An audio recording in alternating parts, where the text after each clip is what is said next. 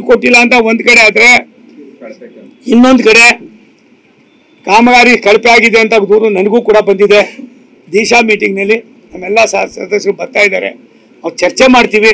ಒಂದು ಮೊದಲಂಗಿಲ್ಲ, ಇವಾಗ ನಮ್ಮಲ್ಲಿ ಇವೆಲ್ಲವೂ ಕೂಡ ಇದಕ್ಕೋಗ್ತದೆ.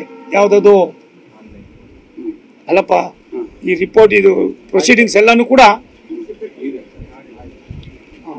ಏನಂತ ಅದಕ್ಕೆ ನೀತಿ ಆಯೋಗಕ್ಕೆ ಹೋಗ್ತದೆ. ನೀತಿ ಆಯೋಗಕ್ಕೆ ಹೋಗ್ತದೆ. ಅದರ ಅಧ್ಯಕ್ಷರು ಸನ್ಮಾನ್ಯ ಪ್ರಧಾನಮಂತ್ರಿಗಳು. ಅಪ್ಪ ವಿಸ್ತಾರ, ಅದರ ಅಧ್ಯಕ್ಷರು ಪ್ರಧಾನಮಂತ್ರಿಗಳು.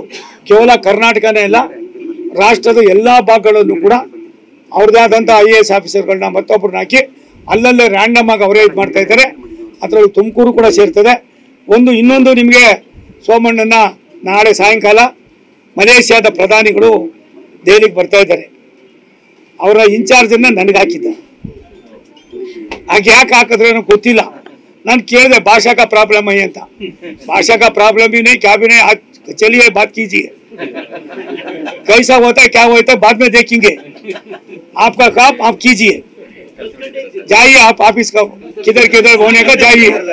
इसलिए आप सबको भी मैं रिक्वेस्ट करता हूँ, थोड़ा सोमण्णा वो काम वाला है, वो काम वाले ना थोड़ा आप भी थोड़ा मेहरबानी कीजिए. आप मेहरबानी नहीं किए तो किधर वोटर्स है ना, वोटर्स को क्या किए मैं ये करने को होता है. मेरा विनम्र विनंती है, आप सब क्या तो भी थोड़ा वैसा होने का सब भी गरम मसाले दाल को ये करने का नहीं छोड़िए.